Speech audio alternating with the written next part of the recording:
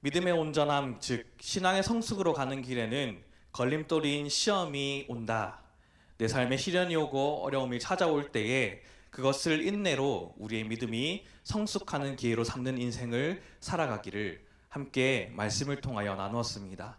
오늘은 지혜입니다. 성숙은 지혜와 연결됩니다.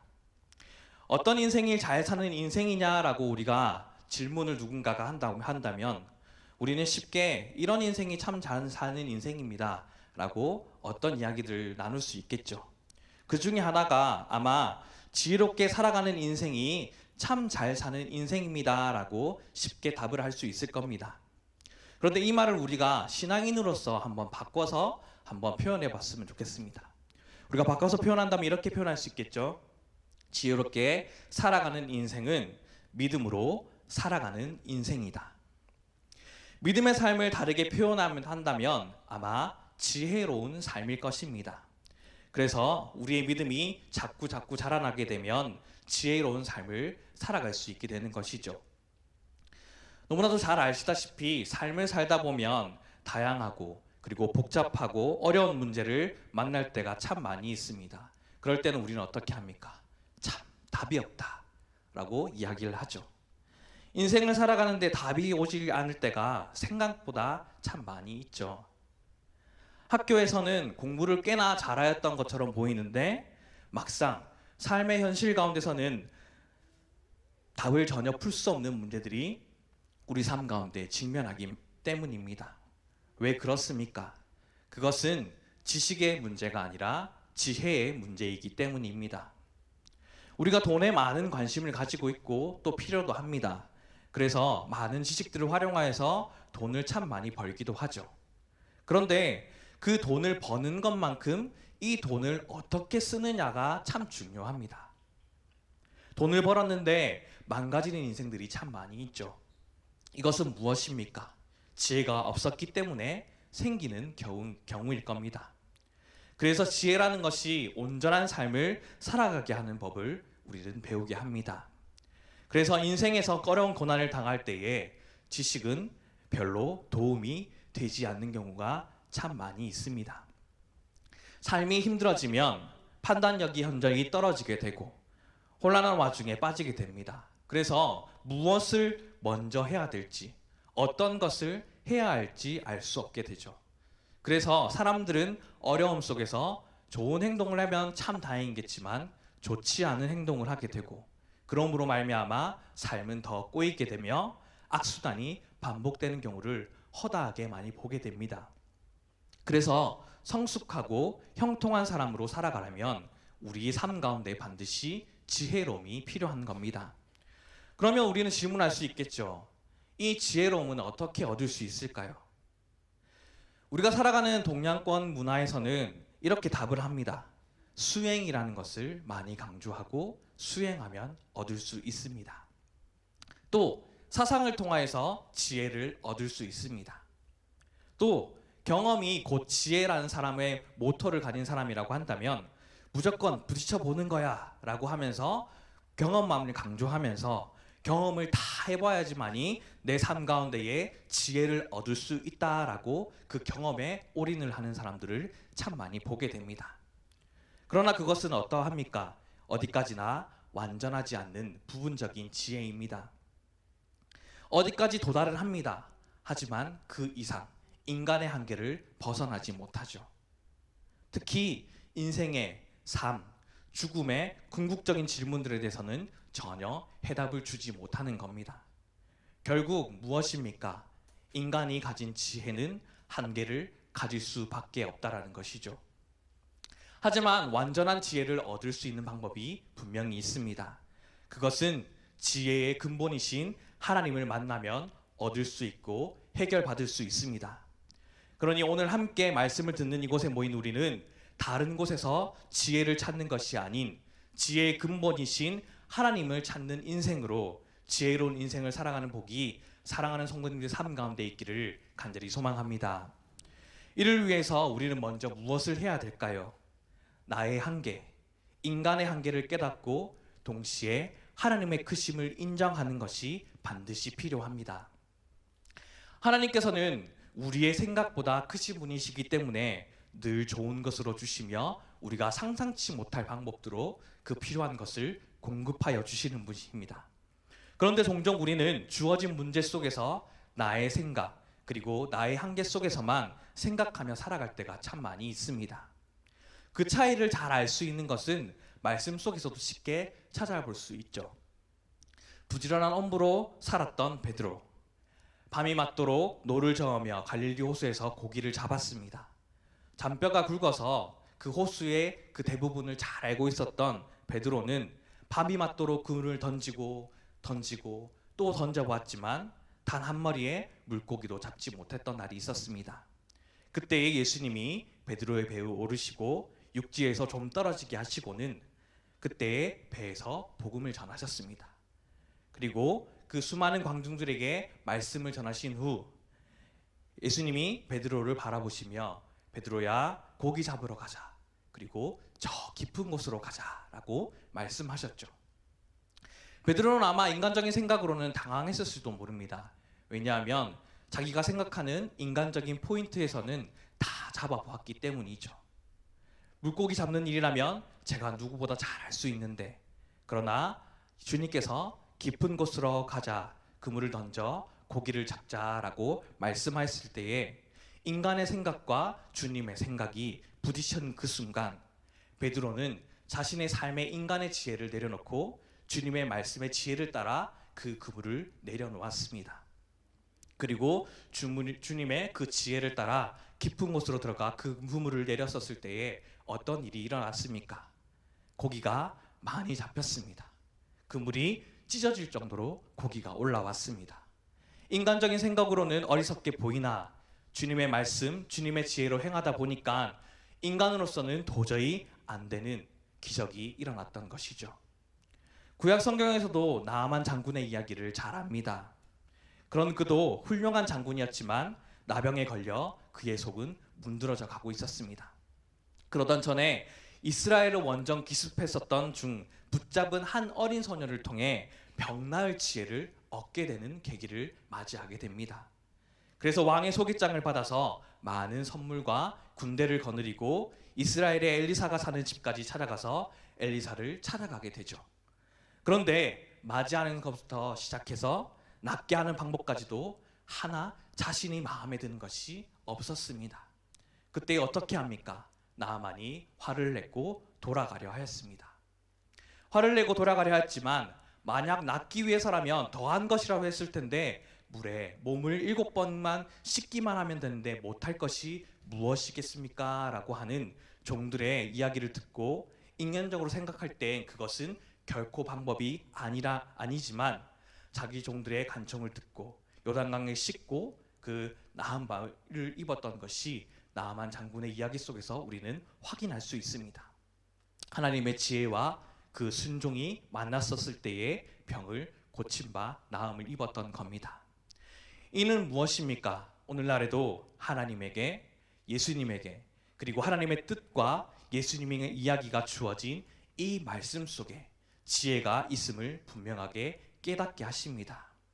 그러니 먼저 우리 삶이 벽에 부딪혔을 때에는 하나님을 찾고 하나님의 말씀을 따라가야 할 줄 믿습니다.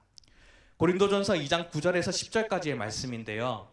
기록된 바 하나님이 자기를 사랑하는 자들을 위하여 예배하신 모든 것은 눈으로 보지 못하고 귀로 듣지 못하고 사람의 마음으로 생각하지도 못하였다 함과 같으니라.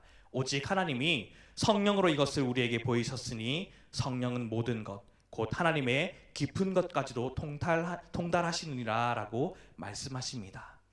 이 말씀을 근거해도 인간의 고집을 깨트리고 하나님의 성령께서 말씀하는 것에 우리는 반드시 귀를 기울여야만 합니다. 왜냐하면 사람들은 오랜 세월 동안 자기 중심적으로 삶을 살아갔기 때문입니다.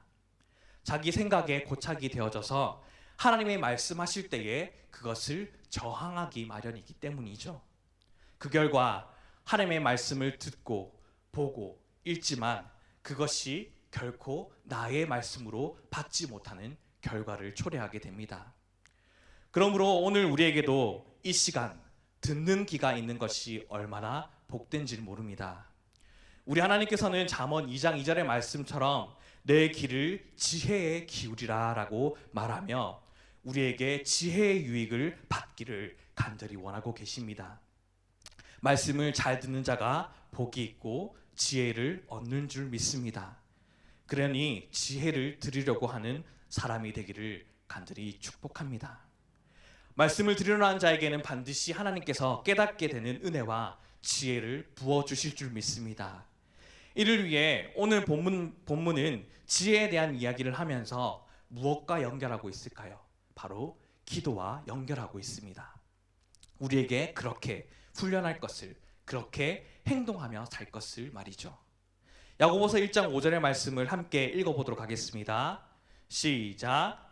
너희 중에 누구든지 지혜가 부족하거든 모든 사람에게 후히 주시고 꾸짖지 아니하시는 하나님께 구하라. 그리하면 주시리라.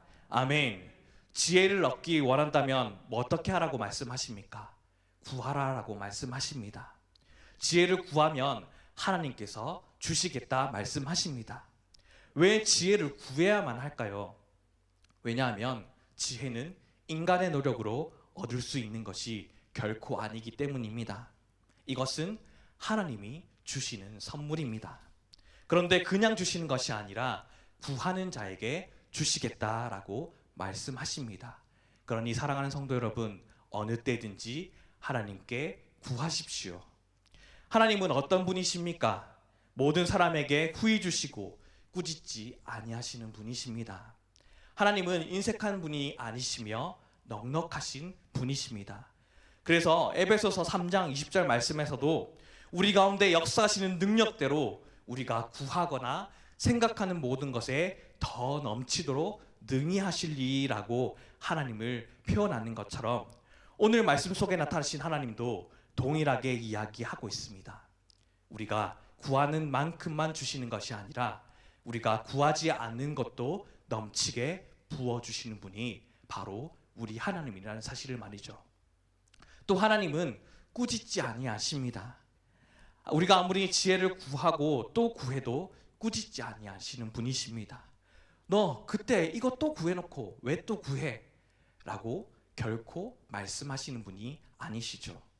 아무리 구해도 하나님은 거절하지 않으시고 그대로 받아들이시고 주시는 분이십니다.